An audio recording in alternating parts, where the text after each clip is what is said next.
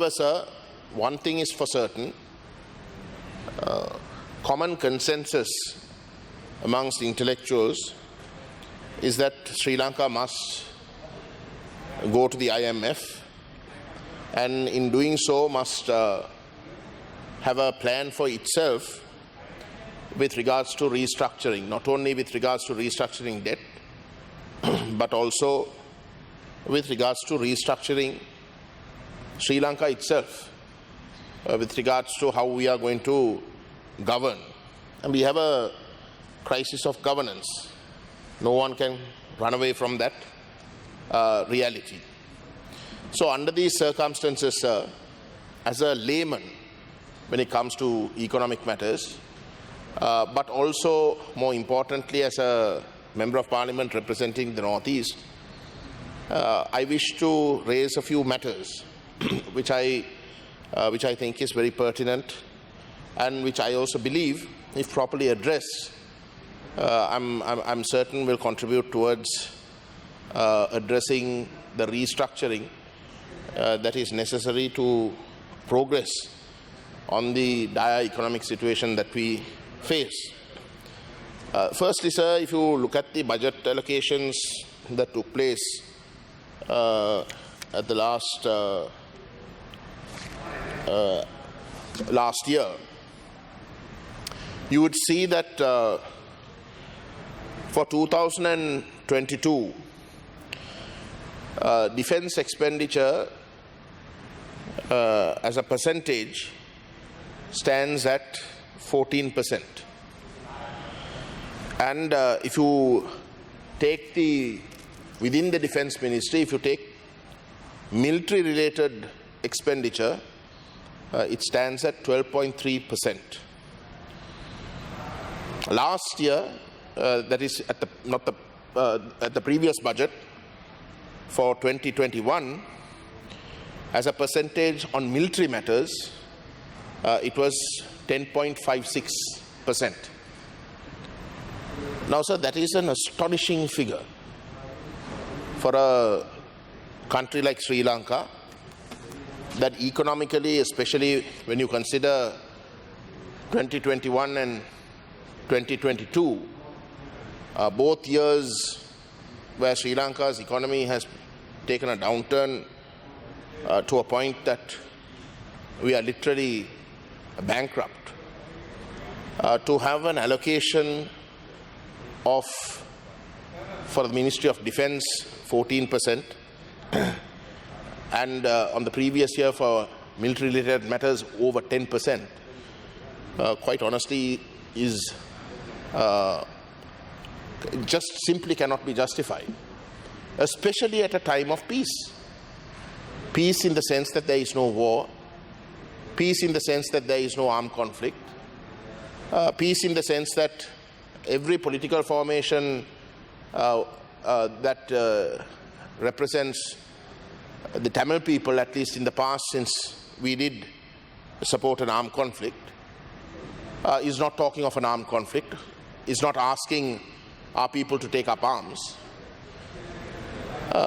to actually increase expenditure for defense in the way in which Sri Lanka has, is not justifiable. Also, so the predictions are, the Jane's Defence Weekly predicts that for the next 5 years, there will be an annual percentage increase of 2% for defence. So every year, 2% will be added on. And that really is something that I think the honourable members of this House, especially at a time such as this, should seriously reconsider. Now, if you take military expenditure as of a percentage of GDP, the countries that spend more than Sri Lanka are countries like Australia, the United Kingdom, India and Israel. If you consider military expenses as a percentage of government expenses, the only country that spends more is Israel. And we all know, Honorable Presiding Member, the situation in Israel is very, very different from the situation in Sri Lanka. The state of Sri Lanka has to spend so much simply because it considers not outsiders as possible enemies who can invade or who can create trouble, but the state of Sri Lanka considers its enemies from within. It considers the Tamils as enemies, it considers now the Muslims as enemies, and this government considers its own people who it boasts voted for it, which is the Sinhalese people, also its enemy.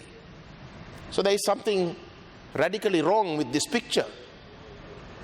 Instead of having that hostile approach, if the current government and also the opposition can address the fears of the Tamils and the Muslims, those who feel disenfranchised by the Sri Lankan state, then obviously the need to allocate so much for defense just does not or cannot, should not arise.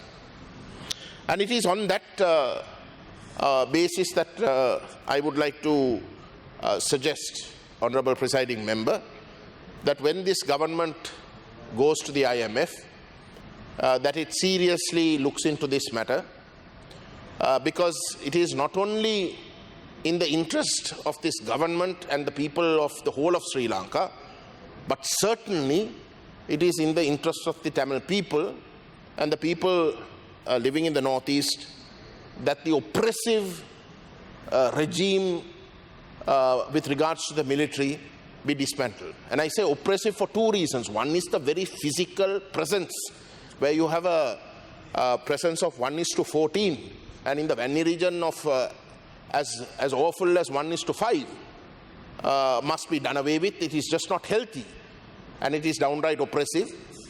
But also, Honorable Presiding Member, when there is a situation where heinous crimes have been committed against the Tamil people, where the allegation that the Tamil people repeatedly make is that those crimes amount to genocide, crimes against humanity and war crimes, then when you have a military presence in the way in which that exists today, obviously it is also dangerous, because victims would have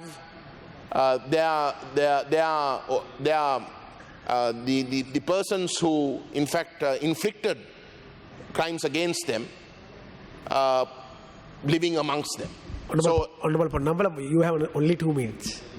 I'll take that 2 minutes. So for that reason, Honorable Presiding Member, I would strongly suggest that even though it is a late stage, that the government seriously reconsider the expenses on defense. Defense is not just military, Honorable Presiding Member. I must say that they also have a civil security division. I mean, see how absurd the defense establishment is. The civil security division employs Montessori teachers. You see, so they give salaries. It used to be 30,000, now it's more.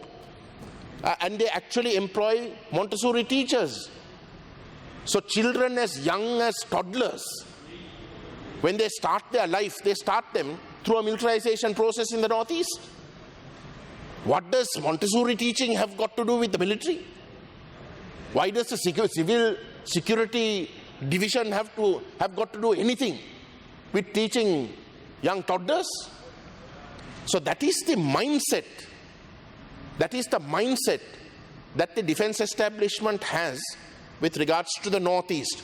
Ordinary Montessori teachers today are protesting in the northern province because they are only paid 6,000 rupees. Their positions have not been made permanent. Can you imagine a family with 6,000 rupees trying to survive 1 week? But that's the reality.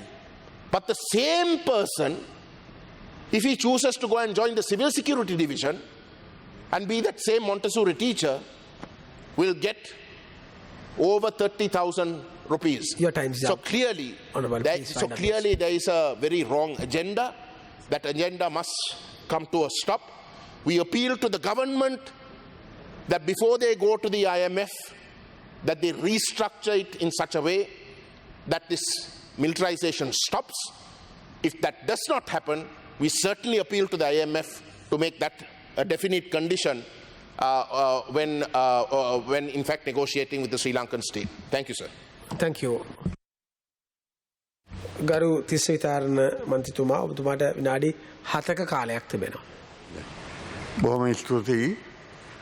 මම මුලින්ම ඊයේ මට කිව්වා විනාඩි 15ක් ලැබෙනවායි කියලා. ඒ කාලේ දැන් හොඳටම කපලා ඒක නිසා මගේ කතාව හංසාත්ගත කරන්න මම අවසර ඔබතුමාගෙන් ඉල්ලනවා. ඒක කියමින් මේ අප රටේ ජනතාව දුක් විඳින ආකාරය ගැන මම හිතන්නේ හැමෝම දන්නවා. අපේ අනුකම්පාව මේ දක්වනවා. නමුත් අපිටත් වගකීමක් තියෙනවා ඒ තත්ත්වය